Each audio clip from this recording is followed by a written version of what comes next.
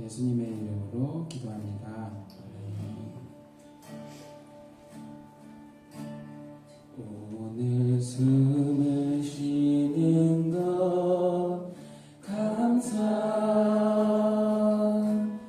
나를 구원하신 것 감사,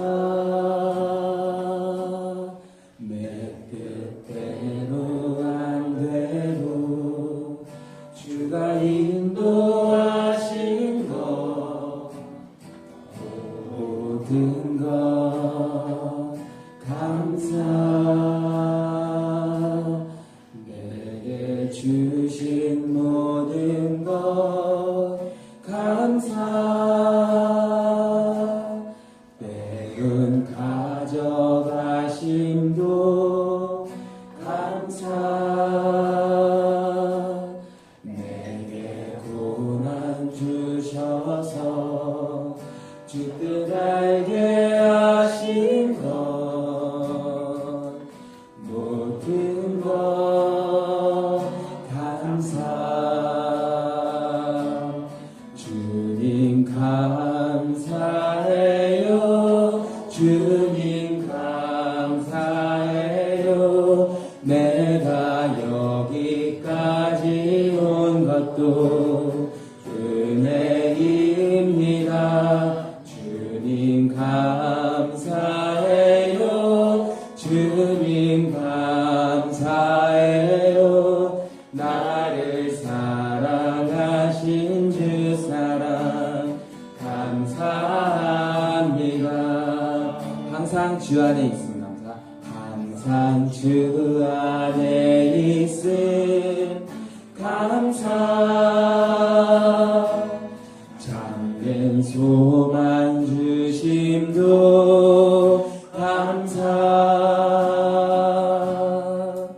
나 같은 사람도 자녀 삼아 주신 것 모든 것 감사, 주님 감사해요, 주님 감사해요, 주님 감사해요, 내가 여기까지 온 것도 은혜입니다.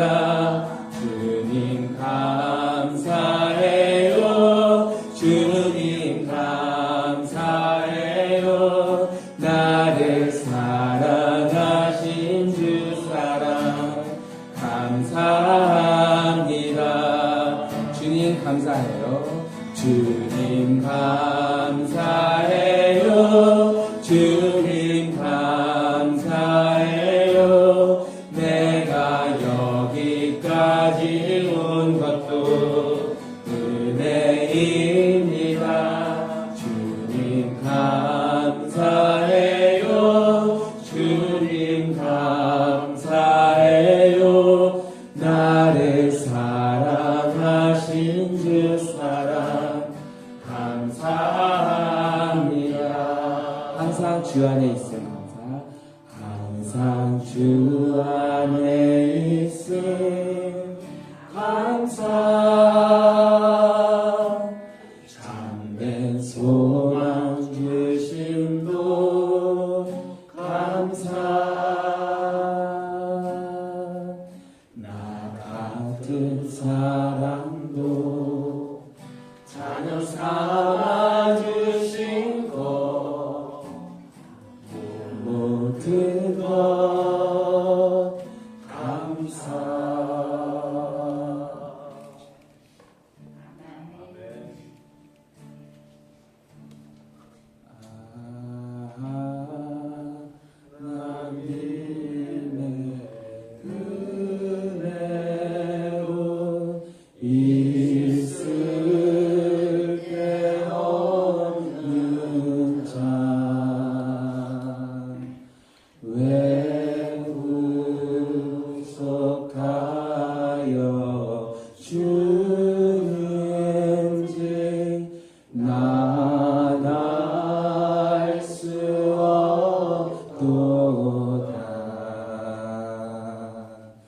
내가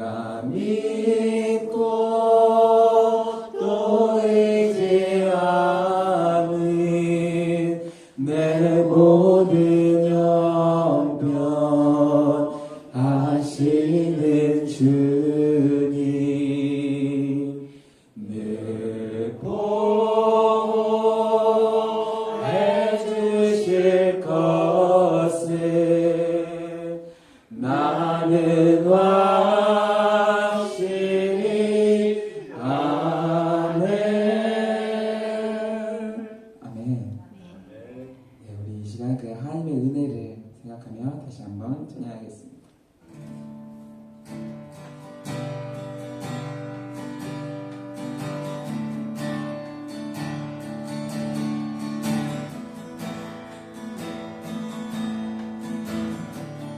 하나님의 은혜로 하나님의 은혜로 있을 데 없는 자 왜 분석하여 주는지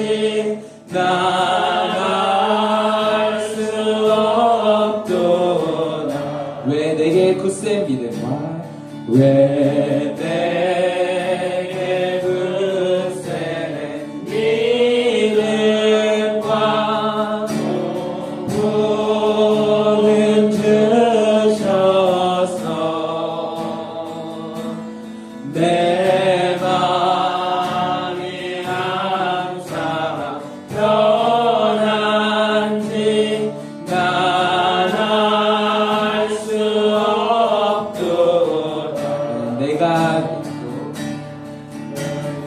믿고 또 의지하는 내 모든 형편 아시는 주님 늘 보호해 주실 것을 나는 확실히 내게 성령 주셔서 왜 내게 성령 주셔서 내 마음을 감동해 주 예수 믿게 하는지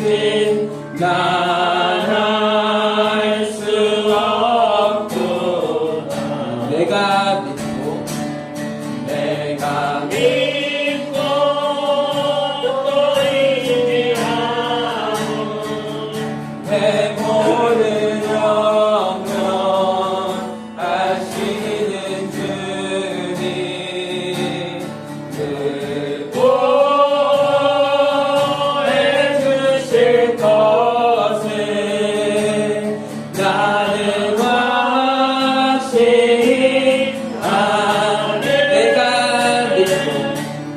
내가 믿고 또 의지하는 내 모든 형편 아시는 주님 늘 보호해 주실 것을 나는 확실히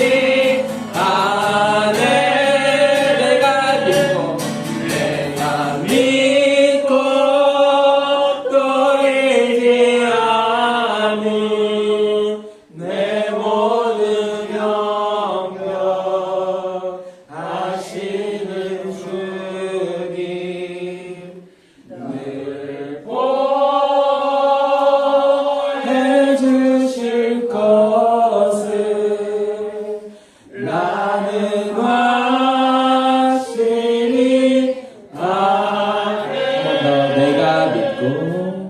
내가 믿고 또 의지하는 내 모든 형편 아시는 주님 늘 보호해 주실 것을 나는 확실히 아네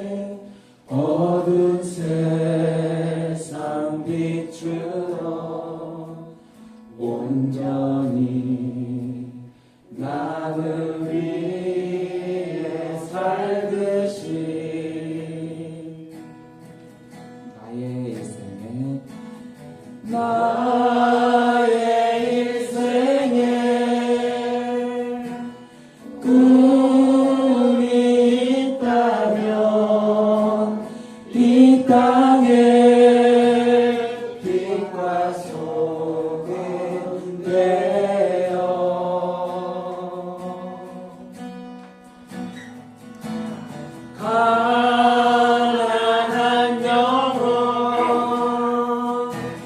지친 영혼을 주님께 인도하고 은혜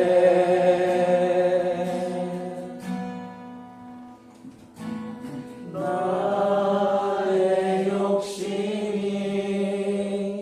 나의 못난 자가 언제나 거다란 짐되어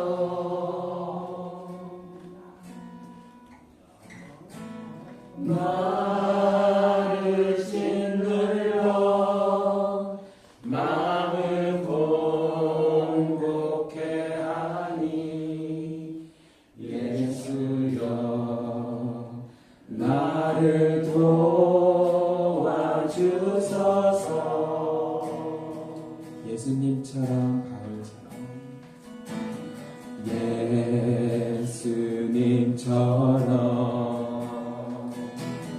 바울처럼 바울처럼 그렇게 살 순 없을까. 남을 위하여 나를 위하여 당신들의 온몸을 온전히 버리셨던 것처럼 주의 사랑은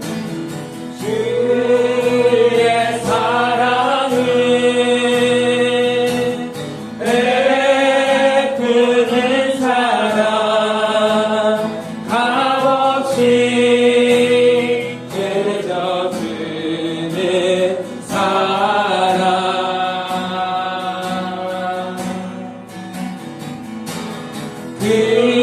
그러나 나는 주는 것보다 받는 것 더욱 좋아하니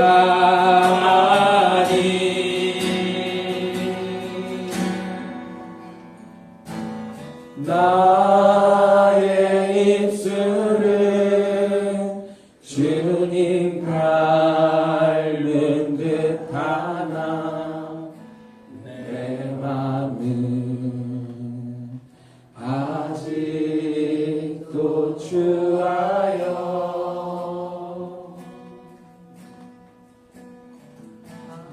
받을 사랑만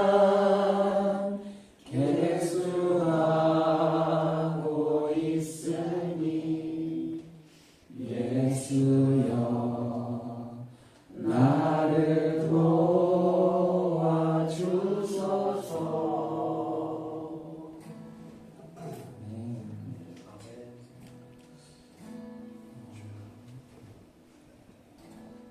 제가 최근에 읽은 책이 하나 있는데요. 성경으로 아들 키우기라는 책이에요.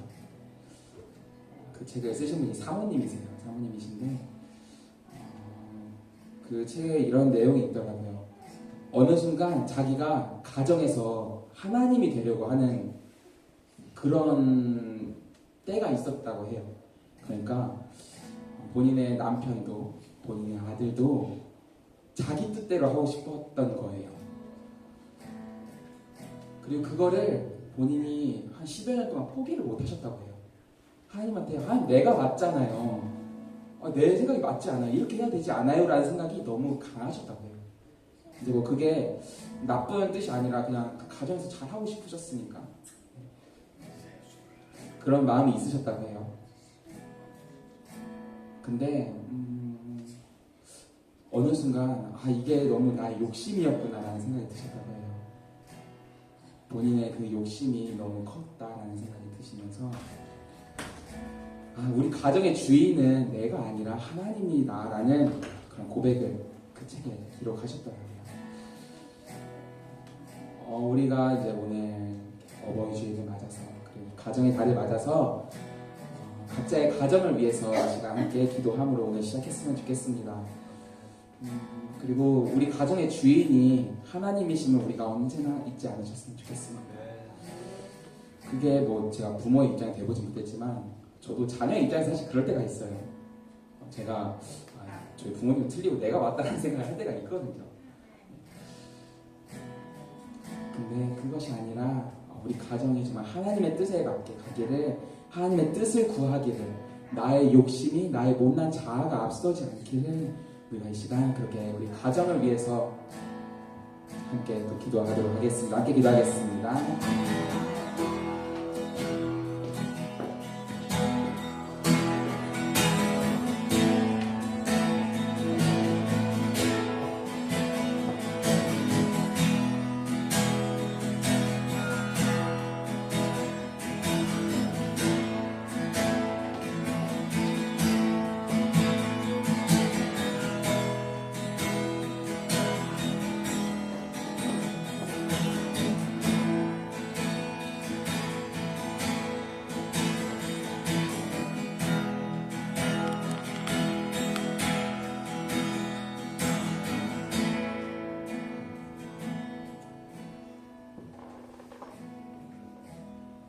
부활절 일곱째 주일, 또 어버이 주일 5.18 민주화 공동기념주일로 드립니다.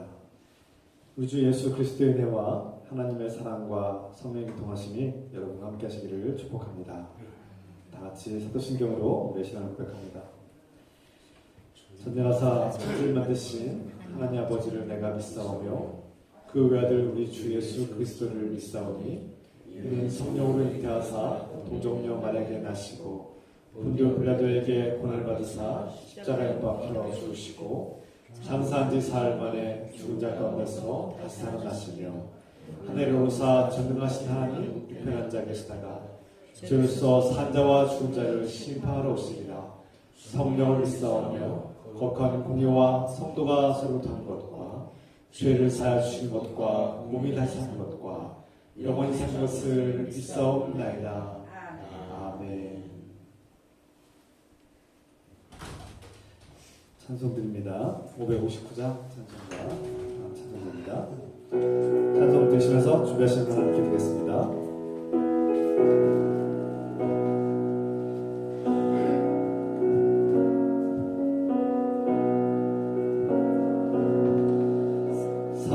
사철의 봄바람 불어있고 하나님 아버지 오셨으니 믿음의 반석도 든든하다.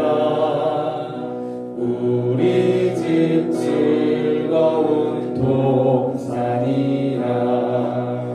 고마워라 임마누엘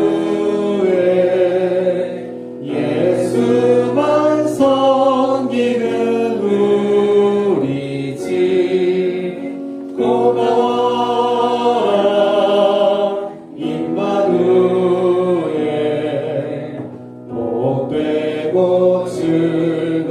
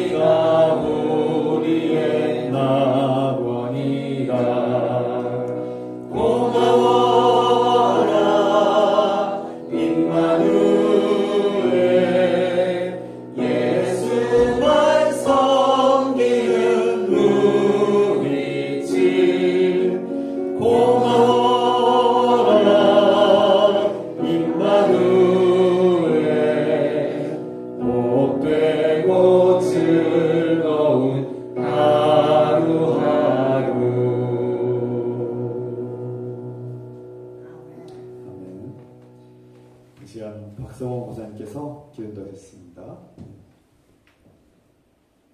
항상 저희들을 지켜주시고 보호하여 주시는 우리 여호와 하나님 아버지, 은혜와 사랑을 진심으로 감사드리며 찬양을 드립니다.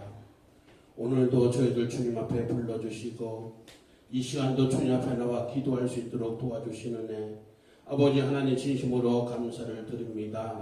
아버지 이 시간 저희들 아버지 마음을 받아주시고 저희들 정성을 받아주시고 온전히 주님 앞에 드리는 귀한 예배가 될 수 있도록 주님이여 도와주시옵소서.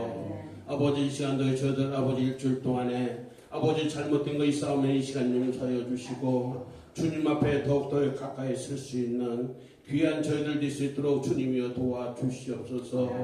아버지 이 시간도 귀한 주님의 재단을 사랑하여 주시는 줄을 믿사오니 아버지 귀한 재단 주님이 축복하여 주시고 아버지 주님의 재단이 귀한 날로 부흥될 수 있는 귀한 재단이 될 수 있도록 주님이여 도와주시옵소서. 아버지 이 지역에서 아버지 없어서는 안 될 귀한 재단이 될 수 있도록 도와주시고 죽어가는 영혼들을 구원할 수 있는 귀한 주님의 방주가 될 수 있는 귀한 주님의 재단이 될 수 있도록 도와주시옵소서. 아버지 그래서 주님 앞에 영광 돌릴 수 있도록 도와주시옵소서. 아버지 이 시간도 아버지 하나님 선교사님들을 위해서 기도합니다. 주님이여 함께여 주시옵소서. 어려운 곳에서 아버지 주님의 말씀을 증가하고 주님의 말씀을 들고 아버지 외칠 때마다 아버지 주님이여 도와주시고 주님이여 함께여 주시옵소서. 그래서 주님 앞에 영광 돌릴 수 있는 귀한 선교사님들이 될 수 있도록 주님이여 함께여 주시옵소서. 아버지 이 시간도 우리 귀한 목사님 말씀을 들고 아버지 대단위에 세우셨사오니 아버지 말씀의 능력이 될 수 있도록 도와주시고 저희들은 그 말씀을 듣고 잘 따를 수 있는 귀한 저희들 될 수 있도록 주여 도와주시옵소서. 아버지 그래서 주님 앞에 영광 돌릴 수 있는 아버지 귀한 주님의 재단이 될 수 있도록 도와주시옵소서. 아버지 시간도에 저들 조그마한 정성을 모아서 주님 앞에 헌금을 하였습니다. 아버지 헌금하는 그 손길에 주님이 축복하여 주시고 그의 가정들마다 주님이 축복하여 주시고 어려움 없도록 도와주시옵소서. 그래서 주님 앞에 영광 돌릴 수 있는 귀한 축복의 가정들이 될 수 있도록 주님이 항상 지켜주시옵소서. 아버지 이 시간도 아버지와 주님이 함께해 주시고 아버지 돌아가는 시간까지 주님이 지켜줄 줄 믿사서 이 모든 말씀 날 권하신 예수님의 이름 받들어 간절히 기도 올려옵나이다. 아멘.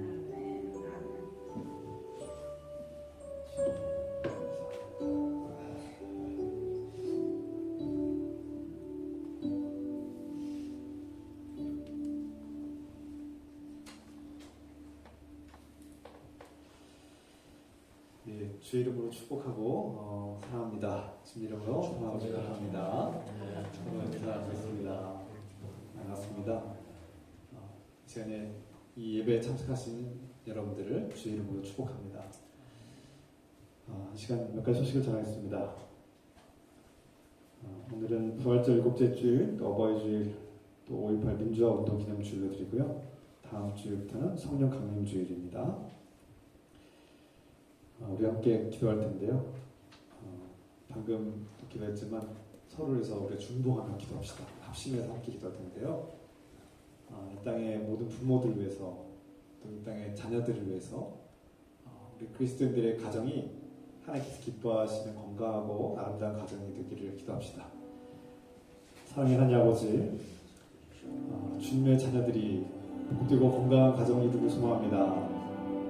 주님께서 가르쳐주시고 주님의 방식으로 살게 도와주셔서 주님께서 주신 귀한 가정을 기뻐합니다. 감사드립니다. 그 가정을 주님의 방식으로 주님께서 기뻐하시는 방식으로 이끌어가시도록 도와주시고 부모, 자녀들은 부모를 공경하고 부모는 자녀를 또 존중하는 복된 관계가 되시도록 주님 축복하시옵소서. 우리 교인들의 가정이 건강하고 아름답게 성숙하게 하옵소서. 주님 변화시켜 주시옵소서. 주님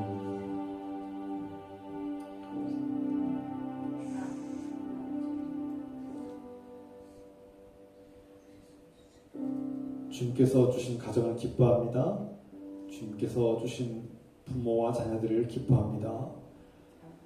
주님께서 주신 이 가정이 하나님 보시기에 아름답고 복된 가정, 건강하고 서로를 존중하고 아끼는 사랑의 관계를 맺도록 축복하시옵소서.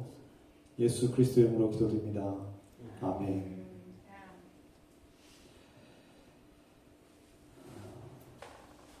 이 시간 하나님께서 우리에게 주시는 말씀 에베소서 6장 1절에서 4절의 말씀을 함께 읽겠습니다. 하나님의 말씀입니다. 다 같이 자리에서 일어나셔서 같이 읽겠습니다. 한 목소리로 읽습니다. 자녀들아, 주 안에서 너희 부모에게 순종하라. 이것이 옳으니라. 네 아버지와 어머니를 공경하라. 이것은 약속이 있는 첫 계명이니 이로써 네가 잘되고 땅에서 장수하리라. 또 아비들아, 너희 자녀를 노엽게 하지 말고 오직 주의 교훈과 훈계로 양육하라. 아멘. 앉으시기 바랍니다.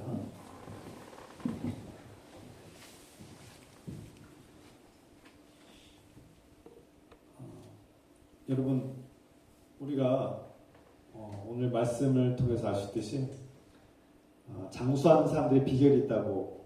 그 비결은 바로 부모를 공경하는 것이다, 이렇게 말씀하고 있습니다. 제가 좀 반대로 얘기했죠. 부모를 공경하면 장수하리라, 이 말씀을 어떻게 보면 반대로 얘기했습니다.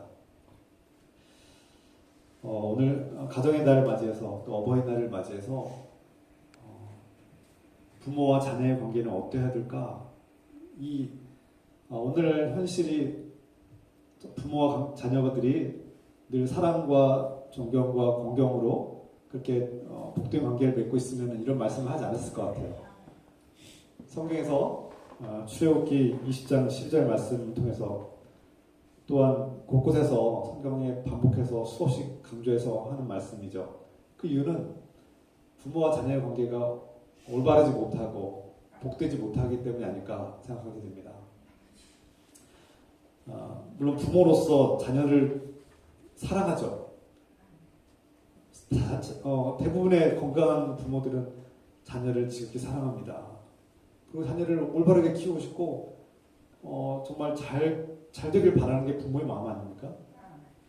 그런데 우리 현실은 그렇게 행복하고 건강하고 아름다운 관계가 되지 못하기 때문에 성경에서는 부모와 자녀의 관계에 대해서 가르치고 있는 거죠. 그러면 어디서부터 잘못된 것일까? 무엇을 해야 되는 것일까? 어떻게 그러면 하나님께서 보시기에 복되고 건강하고 아름다운 가정을, 부모와 자녀의 관계를 이룰 수 있을 것인가? 오늘 본문의 말씀 통해서 우리가 그 하나님의 복된 가정의 원리를 우리가 알 수 있습니다. 제가 최근에 어느 한 정신병원의 그 원장님으로부터 들은 말인데 그 병원의 대다수의 환자들은 10대라고 합니다. 10대. 저희 아이들이 지금 10대인데요. 둘 다. 여러분, 그 정신병원의 대다수의 환자들이 다 10대라는 거예요. 10대. 깜짝 놀랐습니다.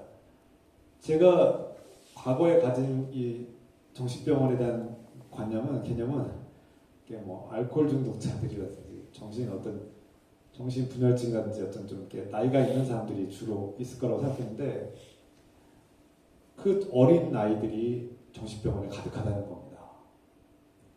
꿈도 많고 호기심도 많고 한창 친구들과 실컷 웃으며 떠들고 그렇게 놀아야 될 그런 10대의 나이에 얼마나 아프면 정신병원에 입원해 있을까?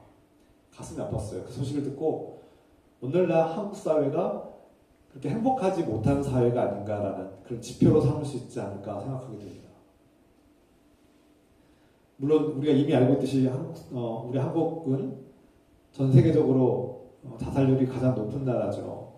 그 지표 하나만으로도 우리 한국이 좀 위험한 나라, 행복하지 않은 나라 중에 하나임을, 그 원인이 뭐 수많은 복합적인 요인들이 있겠지만 그와 동시에 10대 아이들이 얼마나 아파하는가, 얼마나 아프면은, 얼마나 괴롭고 고통스럽고 불행하면 정신병원에 입원했을까, 그런 생각을 하게 됩니다. 근데 거기에 원인이 있다는 거예요. 그냥 오지 않았을 거 아닙니까? 왜 그럴까? 많은 사람들이 뭐 분석을 하고 있습니다. 기성세대가, 어른들이 요즘 10대 젊은 지금들 뭐 MZ세대다 다양한 이름으로 부르고 있지만 젊은 세대가 왜 이렇게 행동하고 왜 아플까? 왜 고통스럽고 왜 결혼도 하지 않고 왜 아이를 낳지 않고 이런 문제들이 왜 생기는 걸까? 많은 연구가 이루어지고 있습니다. 목회자들도 그런 연구를 해요. 어떤 목사님들, 어떤 연구가들은 미디어 때문이다. 미디어가 아이들을 잘못된 방향으로 이끌고 있기 때문이다. 그 유해한 환경 때문에 그런 미디어와 매체들이 아이들 병들게 하고 있다. 이렇게 분석하기도 합니다. 물론 사실이기도 하고 일리가 있습니다. 또 어떤 매체, 어떤 분석가들은 학교 교육이 잘못돼서 그렇다. 학교 교육에 문제가 있다. 학교 교육을 개선해야지만 이 문제 해결할 수 있다. 이렇게 강조하는 분들도 있습니다. 물론 일리가 있습니다. 일부 맞는 말씀이기도 하죠. 그런데 과거에도 학교는 문제가 있었고요. 오히려 과거의 학교는 더 문제가 많았습니다. 더 형편이 없었어요, 제가 볼 때. 그리고 미디어는요, 제가 어렸을 때도 미디어는 항상 아이들한테 해로운 게 많았어요. 유익한 게 별로 없었어요. 어렸을 때도요, 못된 것은 많이 많았고요. 주변 환경에서 좋지 않은 것들은 많았던 것 같습니다. 역사적으로 볼 때 꼭 미디어뿐만 아니라 다양한 것들이 항상 아이들에게 해롭게 작용했던 것 같습니다. 그러면 과거와 현재가 다를 게 뭐가 있겠습니까? 저는 많은 원인들이 있고 미디어나 뭐 학교 교육이나 다양한 유해한 환경들의 원인도 있겠지만 가장 큰 문제 원인의 특징 중에 핵심은 바로 가정이다라고 생각합니다. 그것도 부모라고 생각합니다. 여러분 TV 방송 프로그램 중에 금쪽 같은 내 새끼라는 그런 프로그램 방송이 있습니다. 그걸 제가 종종 즐겨보는데요. 그 아이들의 문제 행동, 아이들이 어긋나고 잘못된 행동을 하는 것을 종종 보게 됩니다. 아유, 어떻게 저 아이가 저렇게까지 병들었을까? 어떻게 저 아이가 저렇게 행동할까? 깜짝깜짝 놀랄 때가 있어요. 그런데 대부분 아주 우리가 이름만 대면 알 수 있는 그 유명한 이제 선생님이 나오셔서 코칭을 해주고 해결 방법도 알려주고 원인을 파악해주죠. 여러분도 알다시피 대부분의 원인, 그 아이가 그렇게 이상한 행동들을 하고 기괴한 행동들을 하고 병든 모습을 볼 때 대부분의 그 원인은 어디서 비롯되느냐? 물론 가끔씩 예외적인 상황으로서 아이들에게도 문제가 있지만 상당 부분의 대부분의 원인은 부모에게서 기인한다는 것입니다. 여러분 중에 뭐 이런 말씀 드리면 저도 자녀를 키우는 입장에서 자녀들이 잘 되길 바라고 사랑하는 자녀가 좀 올바르지 못하고 잘못된 길을 가면 가슴이 아프고 무너지는 게 부모의 마음입니다. 어떤 부모가 자녀를 그렇게 키우고 싶겠어요. 그런데 이 말씀을 드릴 때 또 부모로서 억장이 무너지는 것 같고 마음이 무너지고 막 이렇게 괴롭고 오늘 목사님 말씀 참 무겁게 죄책감을 일으키는 그런 말씀으로 들을 수도 있습니다. 특히 자녀들이 승승장구하고 성공하고 잘 지내면 다행이지만 그렇지 못한 자녀가 있으면 더 마음이 무너지죠. 부모와 자녀의 관계가 늘 즐겁고 기쁘고 행복하면 그냥 그러니 하시고 들을 수 있는데 특히 자녀와의 관계가 썩 좋지 못하고 어떤 이유로든 깨지고 부서진 관계가 있다면 이 말씀 듣는 부모의 마음은 정말 무겁고 쓸쓸하고 괴로울 수 있습니다. 제가 여러분들의 마음을 이렇게 괴롭게 하려고 죄책감을 느끼게 하려고 정죄하려고 이런 말씀 드린 것은 아닙니다. 그럼에도 불구하고 우리가 가정의 날을 맞이해서 정말 우리 그리스도인들은 하나님께서 기뻐하시는 가정, 우리 하나님의 자녀들이, 믿는 자녀들이 하나님께서 정말 기뻐하시고 하나님께 영광이 되고 이 땅에 정말 빛과 소금 되는 가정, 부모 자녀의 그 관계를 맺고 있느냐 점검하고 돌아봐야 된다는 거예요.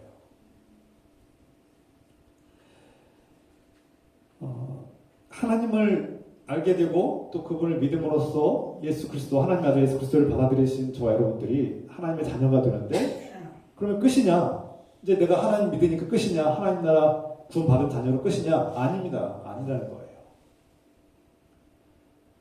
우리 그리스도인들은 믿음으로 구원을 받고 믿음으로 하나님 나라를 얻지만 예수 그리스도를 만나기 이전의 삶과 예수 그리스도를 만난 이후의 삶은 변화되어야 된다는 겁니다. 바뀌어야 된다는 거예요. 다르다는 겁니다. 그러니까 믿음을 끝난다는 것이 아니라 예수 그리스도를 믿은 후에 어떻게 살아가느냐를 끊임없이 우리가 돌아보고 점검하고 나아가야 된다는 거죠.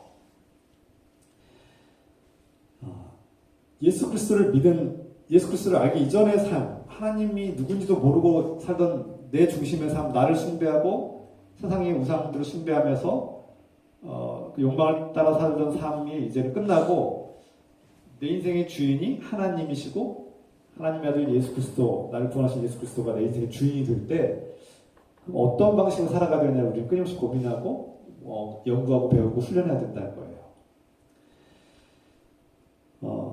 이것은 뭐 세상을 거부하거나 세상을 무시하거나 세상과 격리되어서 완전히 고립돼서 살라는 뜻이 아닙니다. 오히려 세상 속에 나아가서 오히려 세상 속에서 하나님 믿는 사람답게 어떻게 살아갈 것인가 끊임없이 우리가 묵상하고 하나님은 말씀을 통해서 성경을 통해서 어떻게 가르치고 있는가를 끊임없이 우리가 배우고 훈련해야 된다는 뜻이죠.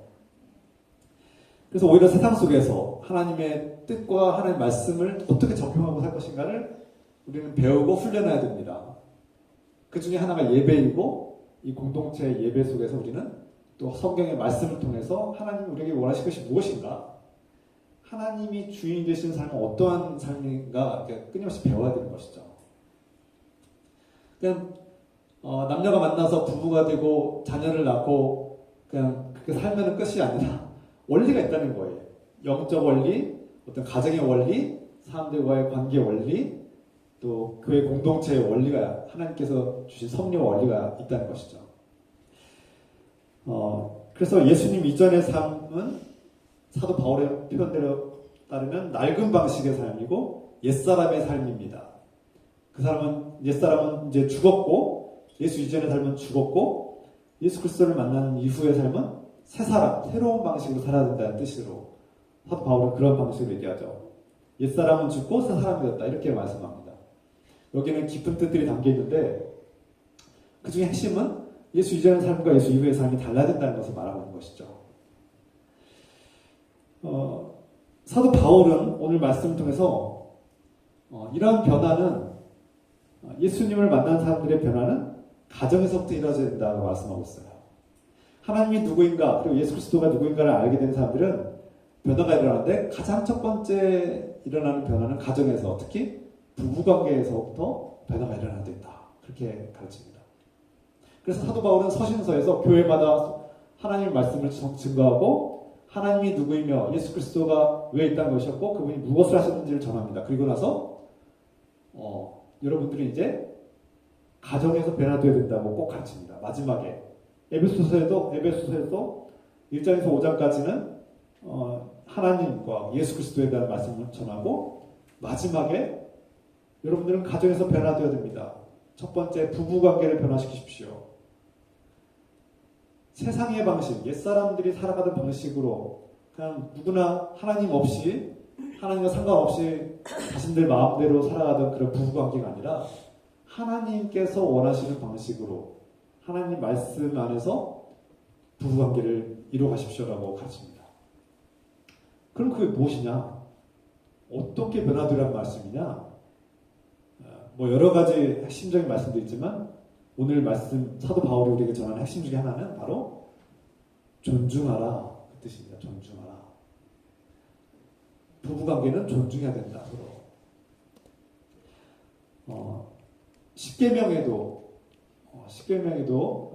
하나님을 사랑하고 하나님을 믿고 하나님만 의지하는 믿음을 가져라고 십계명에서 말하죠. 그리고 나서 하나님과 관계를 회복하는 5가지의 계명을 준 다음에 나머지 5개는 사람들과 관계에서 어떻게 해야 될까를 가르칩니다. 그 중에 첫 번째가 부모와 자녀의 관계를 가르칩니다. 그래서 출애굽기 20장 12절 말씀에는 내 부모를 공경하라. 그러면 너의 날이 길 것이다. 이 말을 장수할 것이다. 이렇게 가르치죠. 하나님께서 복을 주신다. 어떻게 하면 복을 주시냐? 부모를 공경하는 자녀에게 하나님 복을 주시겠다 이렇게 말씀합니다.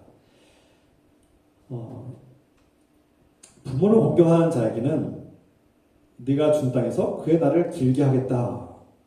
이제 공경하라는 단어 카바드라는 히브리어 쓰는데 카바드는 이제 무겁게 여기다, 힘겹다, 이렇게 무거워서 힘이 없다 이런 뜻인데 이런 원어에서 기억되는데 이 말은 다른 맥락에서 볼 때 존경하라 이런 뜻으로 쓰입니다. 존경하라. 그러니까 네 부모를 높은 사람으로 여기고 큰 사람으로 여기고 높게 여겨라. 네 부모를 높은 사람처럼 대하라 그런 뜻입니다. 어떤 표현에서는 이렇게 썼어요. 네 부모를 유명인사처럼 대하라. 아주 크고 유명한 성공한 사람처럼 대하라. 뭐 이런 뜻으로도 이해하실 수 있어요. 그러니까 자녀들이 우리 부모님이 뭐 권력이나 돈이나 명예나 어떤 인기가 없을지라도 내 부모가 세상적인 인간적인 측면에서 별 볼 일 없어 보일지라도 크신 분으로 높으신 분으로 여겨라. 그게 부모를 공경하는 마음이라는 거예요. 그 근원이 이 표현에 따르면 그렇습니다. 그렇게 하면은 하나님께서 복을 주시고 너의 삶을 너의 생명을 번영하게 할 것이다.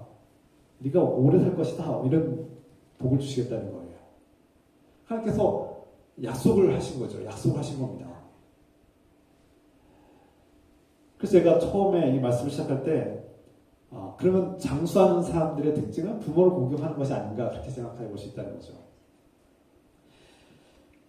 사도 바울은 하나님의 약속을 강조합니다. 하나님은 약속하신 것을 반드시 지키시는 분인데 하나님께서 약속하셨으니 내가 부모를 존중하고 그분을 높은 분으로 대하면 하나님께서 나에게 복을 주신다는 겁니다. 이건 하나님의 약속이면 반드시 이루어질 거라는 뜻이에요.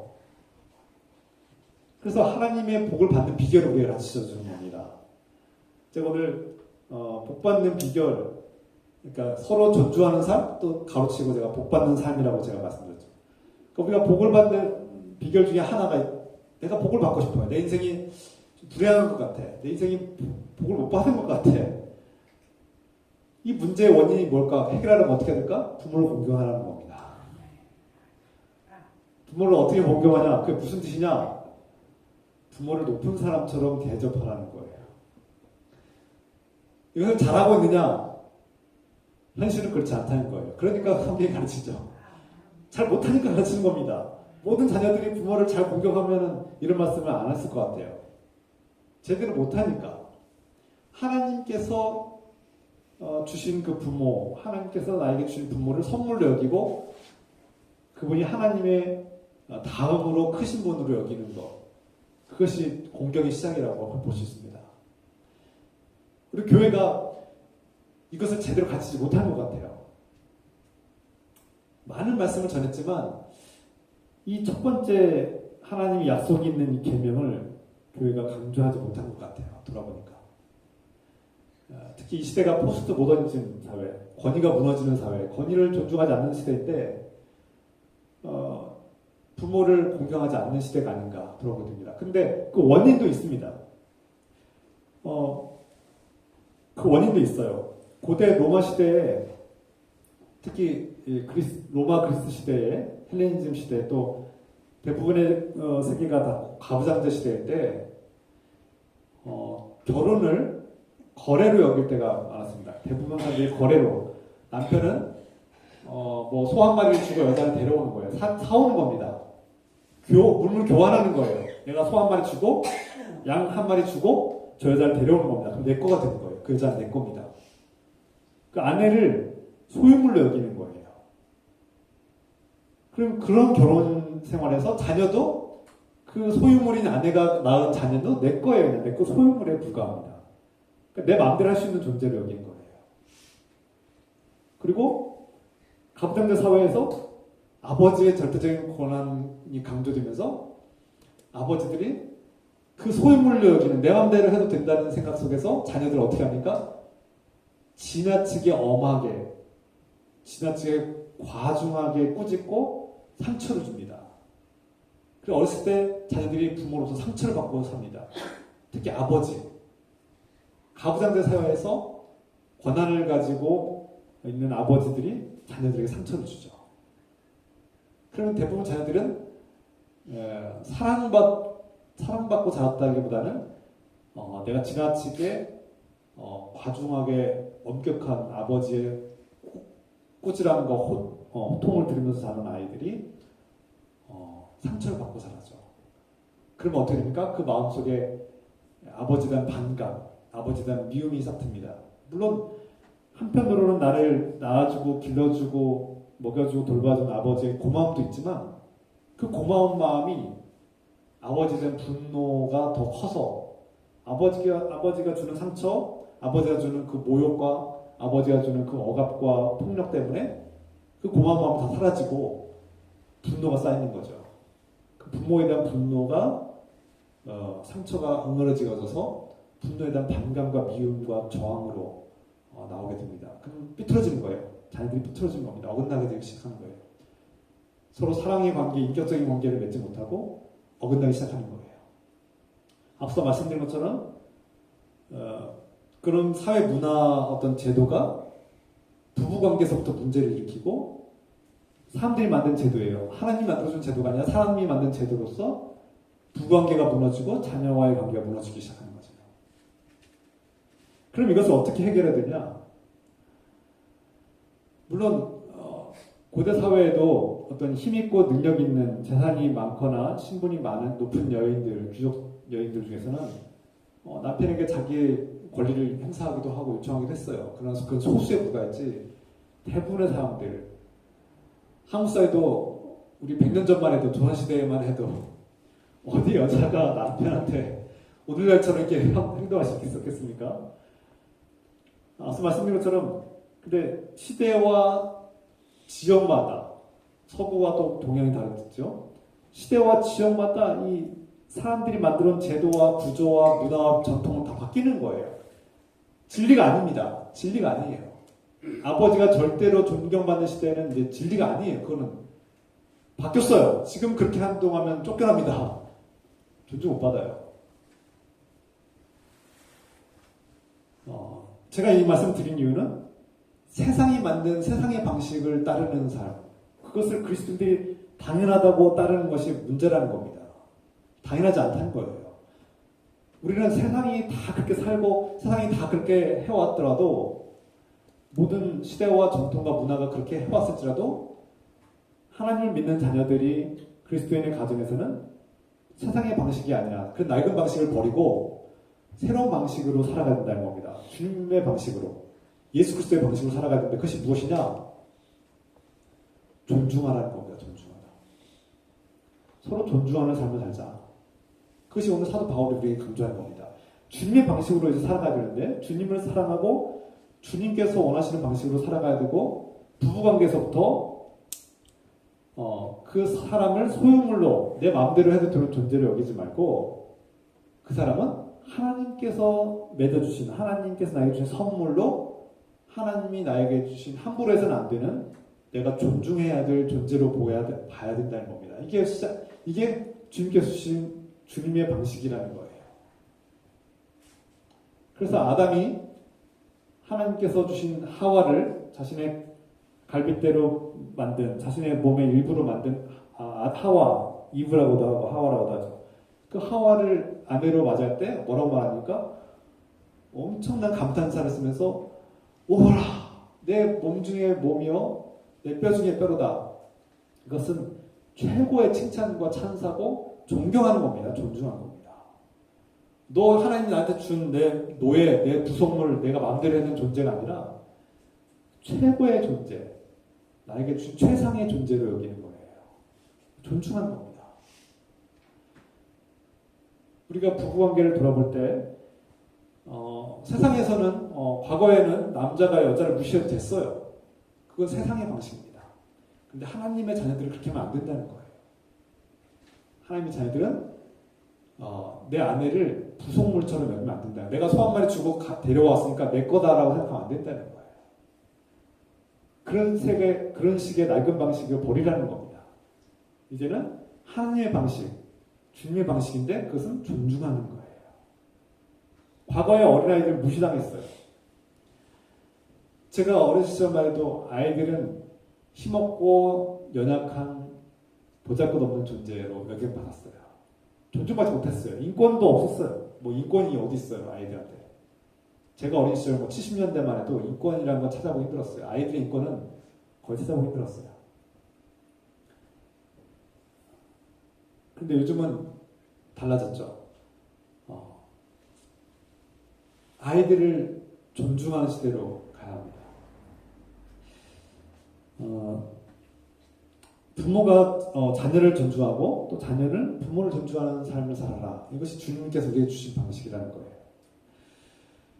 부모가 자녀를 존중하라고 해서 자녀를 뭐 친구 같은 아빠가 되어야 되겠다, 친구 같은 엄마가 되겠다, 뭐 이런 얘기를 종종 하는데 취지는 좋아요. 근데 권위를 좀 내려놓겠다, 권위적인 부모를 내가 벗겠다라는 뭐 그런 취지는 이해가 되지만 자칫 오해하면 부모 역할을 놓칠 수 있습니다. 오늘 성경에서 오늘 말씀하시죠? 사도 바울은 부모와의 자녀 관계에서 매우 핵심적인 얘기들을 하고 있는데요. 그 중에 첫 번째가 자녀들아 주 안에서 너희 부모에게 순종하라. 이것이 옳다. 그러니까 부모는 자녀에게 무엇이 옳고 그른지를 가르쳐야 되는 의무가 있습니다. 책임이 있어요. 그런데 친구 같은 아빠, 친구 같은 엄마는 그럼 아이들에게 옳고 그름을 가르칩니까? 친구가 야 너 이거 옳은 거야, 너 이거 그른 거야 라고 하면 친구가 말 듣습니까? 안 듣죠.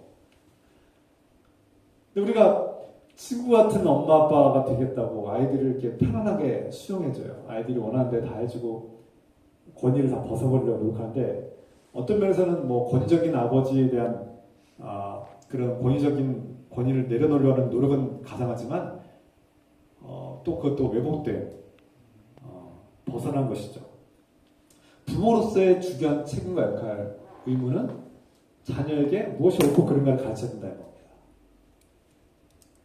한국 사회가 과거에 가부장제 사회에서 상처를 많이 받아서 그에 대한 반대급부로 부모들이 권위를 내려놓으려고 많이 노력하고 있어요. 그런데 어느 순간부터 이것이 너무나 지나쳐서 너무 과잉보호, 과잉허용, 과잉으로 나아가면서 과잉사랑으로 나아가면서 오히려 아이들이 어긋나고 삐뚤어지고 예의가 사라지고 이기적이고 개인주의적인 문화가 더 깊어지는 그런 현상이 발달하고 있습니다. 그러니까 아이들에게 옳고 그름을 가르치지 않아요. 훈육이 사라지고 있어요. 아이가 분명히 잘못된 행동을 했으면 이것은 잘못된 행동이야 라고 훈육을 할 줄 알아야 됩니다. 아이가 도둑질하면 도둑질이 잘못했다고 책망을 할 줄 알아야 돼요. 그러나 그 책망할 때 지나치게 상처를 주지 않도록, 지나쳐서 상처를 주지 않도록, 그 아이가 분노하며 진노하며 부모에 대해서 적대감을 갖지 않도록 하는 지혜와 수위를 조절하는 법을 배우라고 사도 바울이 얘기하고 있는 거예요. 그러니까 옳고 그름을 가르쳐야 되는 것은 부모의 책임입니다.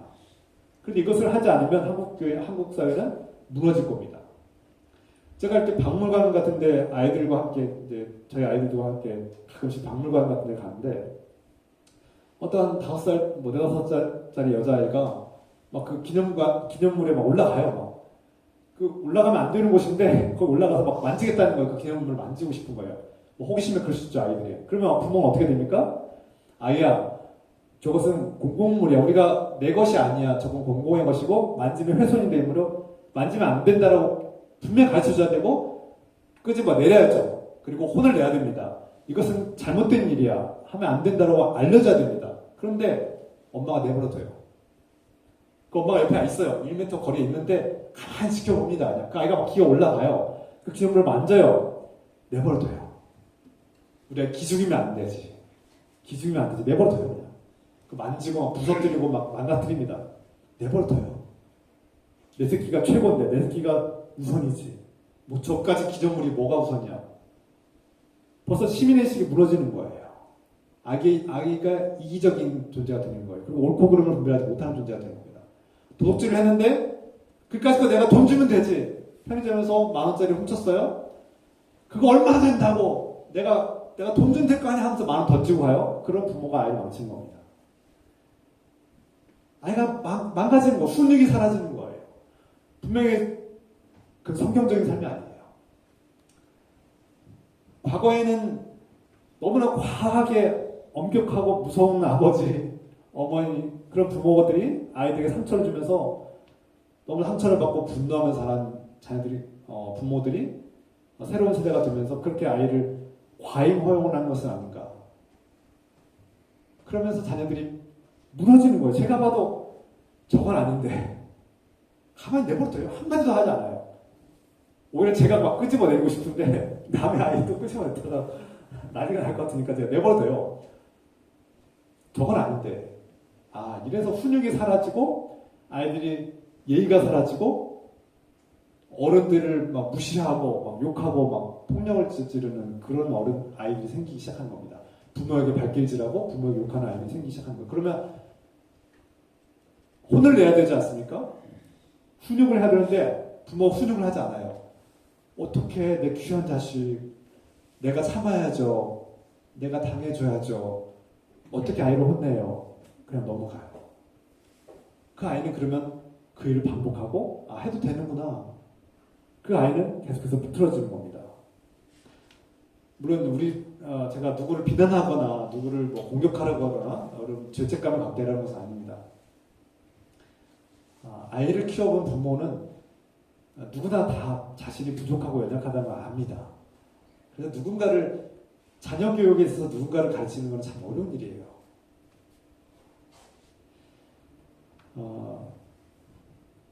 제가 뭐 누구를 자격이 있어서 제가 이 말씀을 한 것이 아니지만 적어도 우리 교회에서 하나님을 믿는 자녀들이 예수 그리스도 안에서 사는 사람들은 가정에서 부모와의 자녀의 관계가 어떻게 되는가를 배워야 되고요.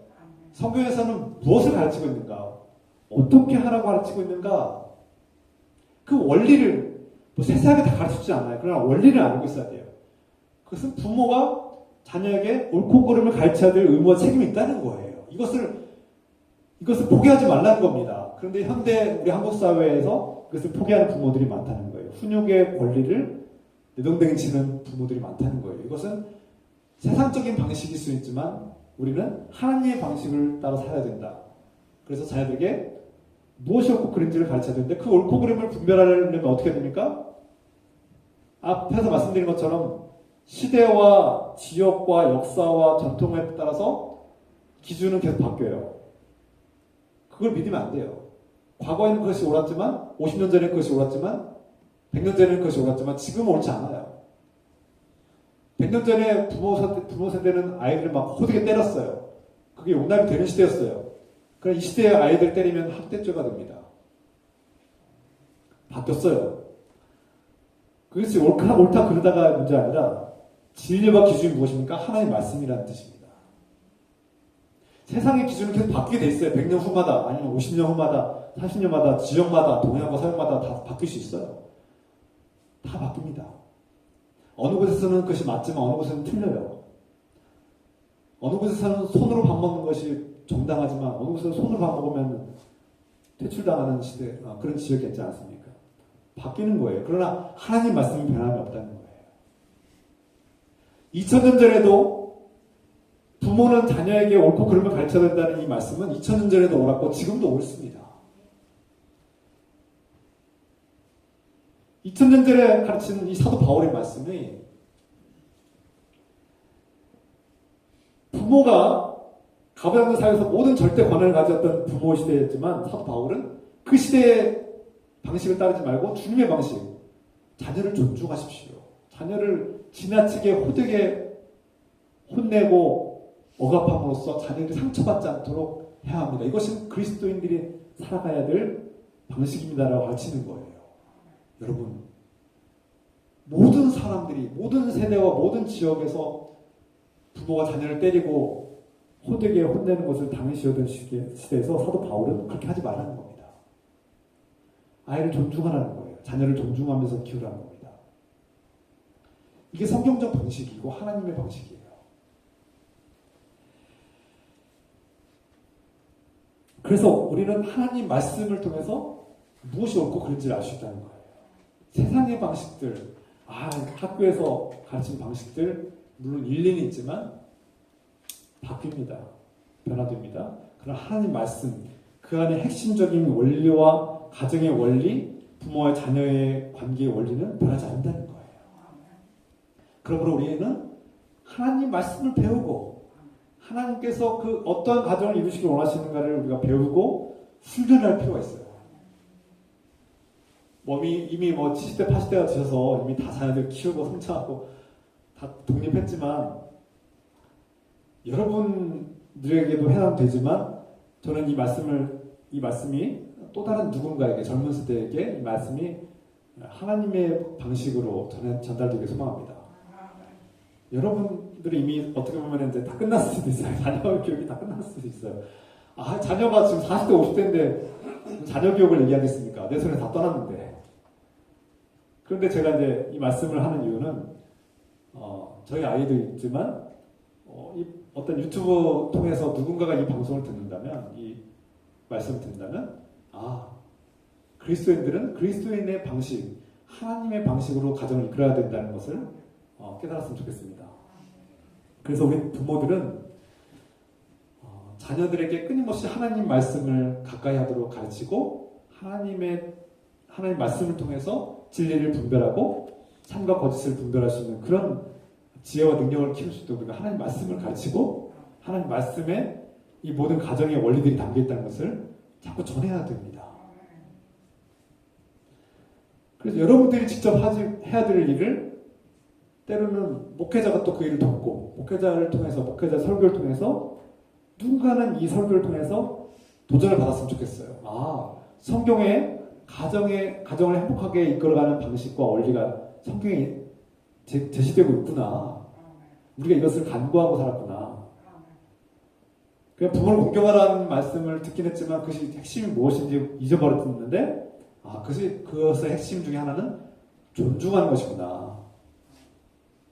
그러면 앞서 말씀드린 것처럼 한국 사회에 오늘날 금쪽 같은 내 새끼에서 날마다 부모에게 욕하고 발길질하고 폭력을 저지르는 그런 아이들, 대인관계를 하지 못하고 공동체 생활을 하지 못하는 그런 아이들을 볼 때, 그 중에 그런 아이들이 탄생한 그런 핵심 요인 중에 대부분이 부모님에게 있고, 부모님들이 그 아이들이 옳고 그름을 가르치는 그 훈육을 하지 않았구나, 그 훈육을 포기했구나. 그리고 또 하나는 너무 지나치게 자녀들을 상처를 주고 자녀들에게 상처 주는 말을 하고 상처 주는 행동을 통해서 자녀들이 그렇게 왜곡되고 어긋난 길로 갔구나라는 것을 깨달아야 된다는 것이죠. 최소한 이 두 가지 원리, 부모가 자녀들에게 옳고 그름을 가르쳐야 될 책임과 의무가 있다는 것을, 이것을 다 해야 된다는 것이고, 물론 방법도 중요하죠. 방법도 우리가 배우고 훈련해야 됩니다. 또 한 가지는 자녀들에게 상처를 주었는가, 자녀들의 마음속에 부모를 향한, 아버지를 향한, 어머니를 향한 분노와 진노가 쌓이고 있는 것은 아닌가. 이 두 가지를 우리가 항상 염두해야 된다는 거예요. 내가 부모로서 자녀 교육에 실패했다고 생각한다면 바로 이 두 가지가 대부분 다 있을 겁니다. 옳고 그름을 어렸을 때부터 가르치지 않았던 거, 그리고 내가 사소한 일에도 지나치게 화를 내고 지나치게 상처 주는 말을 하고 아니면 폭력을 행함으로써 아이가 상처와 응어리가, 진노가, 분노가 가득해서 어긋났다 볼 수 있습니다. 그 두 가지가 자녀 교육에서 실패 요인이 될 것입니다. 이게 성경이 우리에게 말하는 대표적인 실패 요인이고, 반대로 자녀 교육을 성공하려면 이 두 가지를 잘하면 되는 거죠. 하나님 말씀 통해서 무엇이 진리고 무엇이 가짜이고 거짓인지를 분별할 수 있도록 가르치는 일, 무엇이 참되고 거짓인지, 옳고 그름을 분별하는 일을 가르치는 일, 그리고 지나치게 사소한 것에 지나치게 과하게 혼내거나 아이에게 상처 주는 일들을 하지 않는 것, 그 상처 주는 말과 행동을 하지 않는 것,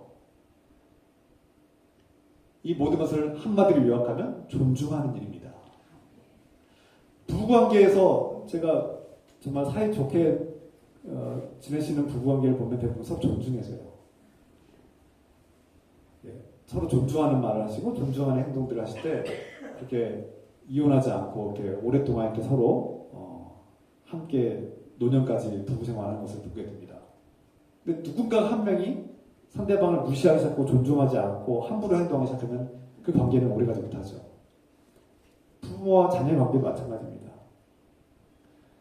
예, 자녀들과 이렇게 오랫동안 이렇게 같이 생활하는 거 보면은 부모님들이 이렇게 자녀들 존중해 줄 때 자녀들이 이렇게 부부를 끝까지 사랑하고 좋은 관계, 인격적인 관계를 맺는가 하면 반면에 과거의 옛날 낡은 방식으로 끊임없이 자녀들을 이렇게 계속 상처 주는 말과 행동을 하면 노년이 되어서도 자녀들에게 존중받지 못하고 그렇게 사랑과 인격적인 관계를 맺지 못할 때가 많습니다.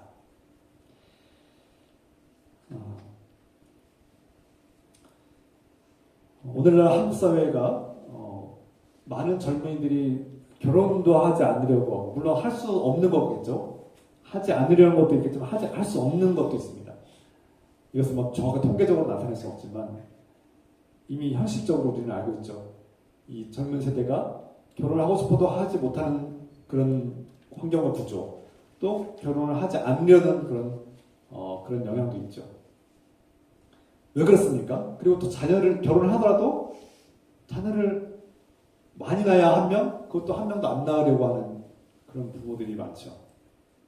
왜 그렇습니까? 앞서 말씀드린 것처럼 뭐 미디어의 영향이 있다, 뭐 환경의 영향이 있다, 학교 교육의 영향이 있다, 뭐 이런 얘기도 다 일리는 있지만 그 많은 사회 문제들 중에 핵심도 바로 제가 최근에 어느 한 교수님의 그 강의를 들었는데요. 그분의 말이 맞는 것 같습니다. 제가 이름은 될 수 없지만 그분이 이런 얘기를 했어요. 지나친 경쟁심, 지나친 경쟁 사회가 결혼을 하려는 마음을 제거하고 또 아이를 낳으려는 마음을 갖지 못하게 한다. 저는 거기에 전적으로 동의합니다. 과거에 대한민국은 신분제도가 있었어요. 그리고 신분제도가 일제 침략과 여러 가지 환경적 요인으로 신분제도가 몰락하고 오늘날 현대 한국 사회는 학벌 시대가 됐습니다. 학벌 사회. 학벌이 신분이 되는 시대가 됐어요. 그래서 고학력자들이 한국에서는 많은 것들을 가져가고 많은 것들을 성취하는 시대가 됐어요. 그래서 부모들은 우리 자녀들을 어떻게 하면은 공부를 시켜서 고학력을 만들고 그것도 최고의 학교에서 최고의 그런 코스를 밟게 해서 성공을 하고 사회에서 많은 좋은 자리를 차지하게 할 것인가를 끊임없이 아이들을 이렇게 내몰고 있죠. 우리 아이 친구들 대부분 보면 대부분 학교를 끝나고 나면 우리 아이는 대부분 뭐 축구를 하기도 하고 놀기도 하고 배드민턴을 치고 그러는데 놀 친구가 없대요. 다 학원을 간대요. 대부분 다 학원을 가서 친구가 없어요. 그런 시대에 살고 있죠. 이것이 뭐 어제 오늘 얘기 아니에요. 벌써 저는 제가 서울에서 생각할 때 어린이집 살기 힘들어요. 왜요? 다 부모들이 애들을 학원에 보내요. 중고등학생들이요 예배를 안 드려요. 분명히 부모들은 다 있고 자녀들이 있는 거 뻔히 아는데 뭐 중고등부 예배를 드릴 때 한 대여섯 명 앉아 있어요. 큰 교회인데도 몇백 명 되는 큰 교회도 대여섯 명 앉아 있어요. 왜 그래요? 다 그 시간에 학원 가 있어요. 학원 공부하고 있어요. 토요일에도 일요일도 학원 가 있어요. 주일에도 예배를 안 드려요. 과거에는 제가 대학생 때는 중고등학생들이 주로 그랬는데 요즘은 초등학생들도 없어요. 초등학교 예배를 드리는데 다 아이들이 없어요. 어디 가냐면 다 학원에 가 있어요. 서울에 그렇습니다. 서울에 특히 좀 알만한 지역들은 다 그렇습니다. 그리고 어린이부가 없어요. 교회는 막 몇백 명씩 드는데 몇백 명 되는 교회인데도 어린이부가 전멸했어요. 학원에 가 있어요. 그 하나를 낳아서 한 명에게 학원을 보냅니다. 뭐 국어, 영어, 수학 학원 보내고 뭐 악기 아니면 운동 이렇게 배우면요 100만 원, 200만 원 금방 나가요. 그 엄마 아빠가 300만 원, 400만 원 벌어가지고 아이한테 200만 원 써요. 그것도 아파트도 월세 내든가 아니면 뭐 전세를 내든가 아니면 뭐 대출금 갚으려면 뭐 또 100만 원, 200만 원 나가요. 그러면은 400, 500 벌어가지고 100만 원 가지고 사는 거예요. 좀 얘기 줄여졌죠? 지나치게 경쟁 사회에서 하나 더 키우기 벅찬데 둘을 어떻게 낳겠습니까? 둘을 둘째를 낳으면 또 학원을 보내야 될 때 학원 보낼 돈이 없어요. 그러니까 둘째 안 낳는 거예요. 정부에서는 뭐 자꾸 엉뚱한 정책을 펼치고 있는데 지나치게 경쟁이 과열된 사회에서는 우리가 아는 거죠. 자신들도 그렇게 자라왔고 또 우리 아이 세대가 또 그렇게 자랄 것을 아니까 아예 결혼을 하지 않거나 또 아이를 낳지 않거나 포기해버리는 거예요. 이 지나치게 과열된 경쟁 사회가 이 시대에 젊은 세대가 결혼을 하지 않고 또 결혼을 해도 아이를 낳지 않게 하는 원인 중에 하나라는 것입니다. 저는 이게 매우 중요한 아주 탁월한 그런 지적이라고 보는데요. 제가 이 말씀을 드리는 이유는 이것은 세상적인 방식이라는 겁니다. 하나님의 방식이 아니라는 거예요. 이 경쟁 사회가 맞고요. 이것이 현실인 것을 인정하지만 이 경쟁 사회에 우리 자녀들을 경쟁에서 1등하도록 막 치열한 경쟁 속에서 우리 아이들 내몰고 그 학업과 공부에 막 애들을 매진시키게 하는 밤 11시, 12시까지 공부시키는 그런 부모들이 과연 정상이냐? 그것이 올바른 부모이냐? 저는 아니라고 봅니다. 그것은 그들의 방식일 뿐 우리 그리스도인들은 적어도 세상의 그런 기준과 방식으로 아이들 키워서 안 된다는 거예요. 그러면 목사님, 우리 아이들 다 도태되고 다 공부 열심히 해가지고 다 친구들은 저기 명문대 가는데 우리 아이는 그러면 공부시키지 말란 뜻이에요? 그런 뜻은 아니에요. 우리 그리스도인들이 가능하면 공부를 열심히 해서 사회에 진출을 하고 중요한 자리에도 들어가길 원합니다. 그리스도인들이 그렇게 되길 바라요. 그러나 그렇게 아이들을 옳고 그름을 분별하게 가르치고 무엇이 옳고 그른지를 가르치고 인생의 목적과 방향이 무엇인지를 가르치고 과연 공부를 그렇게 과열된 경쟁 속에 아이를 내모는 것이 상처가 되지 않는가, 아이들이 그 속에서 상처를 받고 건강하게 자라지 못하도록 막는 것은 아닌가 우리가 돌아봐야 한다는 뜻입니다. 공부를 시키되 아이가 상처받지 않도록 해야 합니다. 마음속에 분노가 쌓이지 않도록 해야 합니다. 좌절과 절망에 빠지지 않도록 우리가 지혜롭게 아이를 관찰하고 돌봐야 된다는 거예요. 그게 부모의 책임과 의무입니다. 부모가 옳고 그름을 분별할 줄 알아야 되죠. 자녀들이 나중에 의사가 되고 성공해서 좋은 자리가 앉고 성공했을 때 부모를 존경하던가요?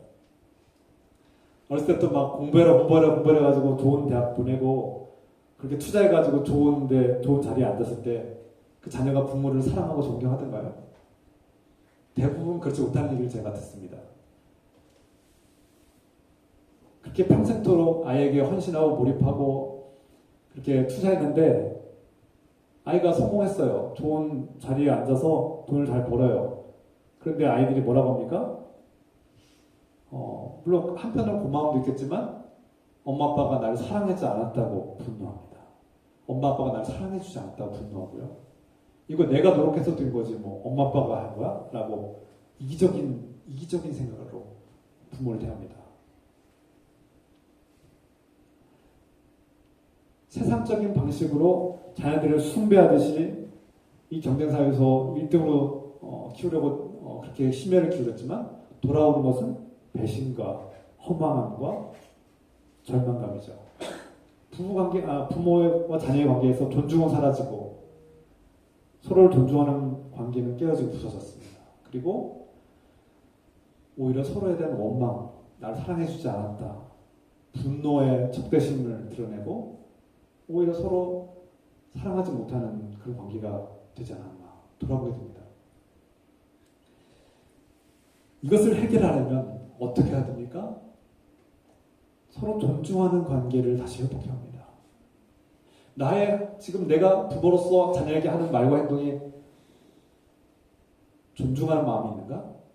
저 자녀의 생각과 내 아들과 딸의 생각과 마음을 존중하고 있는가? 내가 그의 생각과 그의 선택을 존중하고 있는가? 아니면 여전히 너는 내 것이야, 내 딸이야, 내 아들이야, 내 맘대로 할 거야 라고 계속 강요하고 이래라 저래라 명령하고 상처를 주고 있지 않는가? 돌아봐야 될 일입니다.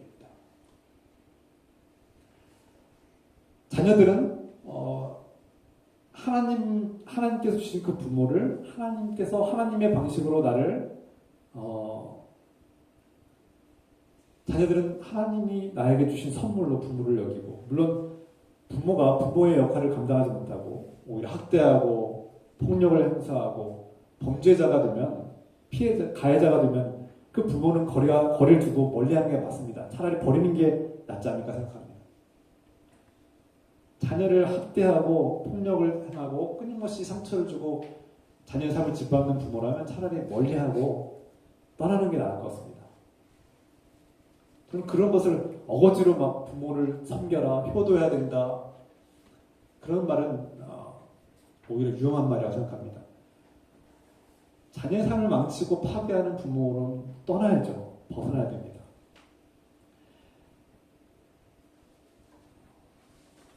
나를 존중하는 부모, 또 부모를 존중하는 자녀.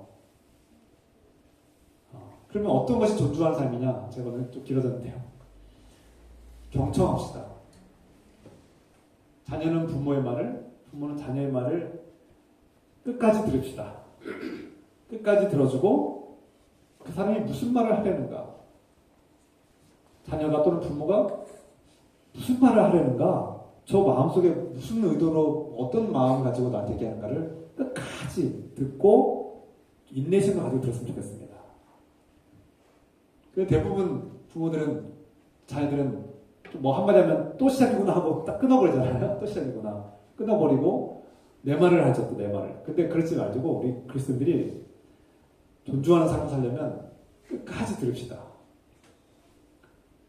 아버지가, 어머니가, 또 내 아들이, 내 딸이 뭐 나한테 원하는 게 뭘까 하고 끝까지 들읍시다. 그리고 내가 곧바로 수용할 수 있으면 좋겠고, 수용할 수 있으면 가장 이상적이지만 수용할 수 없고 이것이 또 나에게나 그 상대방의 문제가 될 것 같으면 차라리 침묵합시다.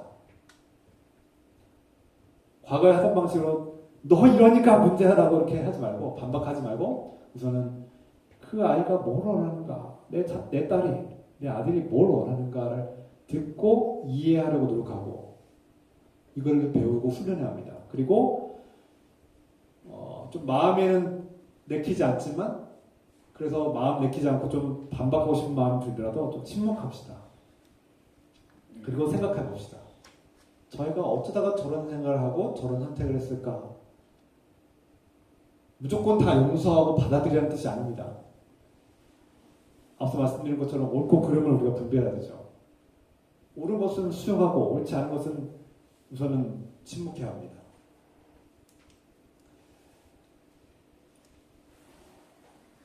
우리가 제가 이제 여기서 뭐 더 디테일하게 부모와 자녀의 관계 속에서 더 이상 뭐 이렇게 윤리적으로 더 자세하게 가르칠 수는 없지만, 우리 그리스도인들의 가정이, 저와 여러분들의 가정이 자녀의 의사와 자녀의 생각과 마음을 존중해주고, 또 자녀들은 부모의 마음과 부모의 생각을 존중해주는 관계가 이루어지길 소망합니다. 하나님께서 저와 여러분들에게 지혜를 주시고 예수 그리스도의 마음으로 부모와 자녀의 관계가 서로 존중하는 관계, 서로 다시 사랑하고 서로를 아끼는 그런 복된 관계가 이루어지기를, 그리고 우리가 서로 기도할 때 하나님께서 우리 모두에게 복되고 아름다운 건강한 가정을 이루기를 주님 이름으로 축원합니다. 기도합시다. 사랑의 하나님 아버지, 오늘날 우리의 가정을 돌아봅니다. 부부의 관계를 돌아보고 부모와 자녀의 관계를 돌아봅니다. 우리의 현실은 어떠할지 잘 모르지만 주님께서 주신 말씀을 다시금 되돌아보며 우리가 부모를 어떻게 대해야 될지, 또 부모는 자녀를 어떻게 대해야 될지를 하나님의 방식으로, 그리스도의 방식으로 우리가 배우고 훈련하기로 합니다. 주님, 때로는 후회가 밀려오기도 하고, 때로는 내가 잘못한 것도 떠올리기도 하고 죄책감이 들기도 하지만, 주님께서 우리의 허물을 용서하시고 덮으신 줄 믿습니다. 주님께 우리의 연약함을 내어놓고 고백하오나니, 주님, 우리의 허물과 연약함을 용서해 주시고 우리의 무지함을 용서해 주시고, 이제부터라도 나의 말과 행동이 부모를 존중하고 공경하는 삶이 되게 하시고, 또 내가 자녀를 대하는 나의 말과 행동이 자녀를 존중하고 자녀를 이해하려고 경청하는 삶이 되도록 축복하여 주셔서 이 말씀을 통해서 우리의 가정이 다시금 화목하게 하시고 평화롭게 하시며 서로 사랑하고 인격적으로 다시금 회복되는 건강한 가정이 이루게 축복하여 주셔서 주님 이 말씀을 깨닫게 하시고 이 말씀을 배우고 훈련하며 앞으로 우리 가정이 놀라운 변화가 복되고 아름다운 변화가 일어날 수 축복하여 주시옵소서. 오늘 이 말씀을 우리가 받아들이고도 순종하며 결단하는 마음으로 함께 기도하겠습니다. 주여 하나님 아버지, 오늘 이 말씀을 들을 때 시험된 자가 없게 하시고 이 말씀 하나님께 주신 복된 말씀으로 듣게 하시고 우리 가정이 지금부터라도 변화될 수 있는 희망을 주시고 우리 가정이 하나님의 주신 원리와 방식으로 새롭게 하여 주시옵소서. 그래서 부모와 자녀의 관계가 회복되게 하시고 부모와 자녀의 관계 속에서 이전과 다른 방식으로 살게 하시고 세상의 방식이 아니라 하나님의 방식으로 주님의 방식으로 서로를 대하고 서로를 존중하며 아끼고 돌보시는 복되고 건강한 가정이 되게 축복하여 주시면서 주님 우리가 깨어진 관계, 부서진 관계를 두고 기도할 때 회복시켜 주실 기도합니다. 자녀들이 올바른 길로 다시 돌아오기로 합니다. 주의 말씀 가운데 돌아오기로 합니다. 부모가 나를 책망하고 미워하고 그렇게 학대하는 그런 부모가 아니라 나를 사랑으로 대하고 존중하며 나의 선택을 존중하며 나의 행동을 존중하며 나의 마음을 존중하며 서로 존중하는 관계가 회복되게 기도합니다. 주님 주의 말씀에 순종하며 또 결단하며 나아갈 때 우리 가정이 회복되게 하소서. 변화되게 하여 주시옵소서. 주님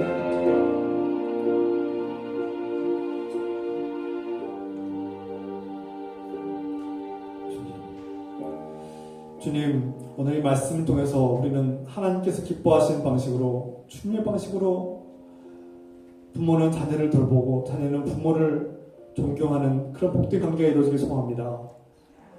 이제는 우리에게 진정하고 진정한 사랑으로 서로를 사랑하고 존중하며 건강하고 복된 관계를 맺겨나가는 이를 위해서 우리에게 은혜를 베푸시는 우리 주님 예수 그리스도의 은혜와 그럼에도 불구하고 우리 여전히 사랑하시는 하나님 아버지의 끝없는 사랑하심과 우리에게 더욱더 복된 가정으로 변화시키기 원하며 우리를 도우시는 성령님의 교통과 말씀하시니 우리 주님의 거룩한 자녀들과 가정 위에 지금부터 영원토록 함께 해주시기를 간절히 축원하옵나이다. 아멘.